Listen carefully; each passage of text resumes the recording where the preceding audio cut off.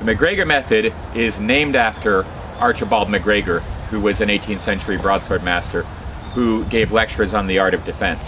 He talked about how to use a variety of different weapons, and in some cases, such as with the quarterstaff, he made it clear that he was discussing these weapons using broadsword concepts.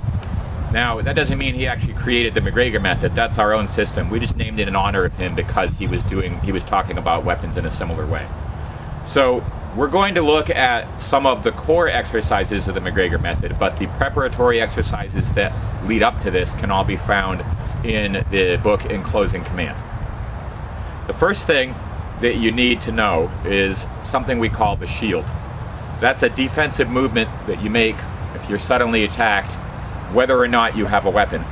And the basic idea is that you step in on the attack very rapidly and powerfully. You're trying to get in as close as you can. And throw both arms up. And the idea is that it's as if you have a sword and targe. Here's your sword and an outside guard, here's your targe. And you're coming in on an opponent. You're basically rushing in on the opponent's attack, catching the attack on your targe, and then finishing with your sword. So the reason that we use this is because if you're suddenly attacked, you can't necessarily tell exactly what the opponent is going to do, and it takes a tremendous amount of training to get to the point where you can make the response that is correct when you don't know what's coming ahead of time. And this gesture reduces that complexity because it allows you to respond to almost anything the opponent does. And when you're practicing the shield, follow it up with this gesture, which we call the cleek.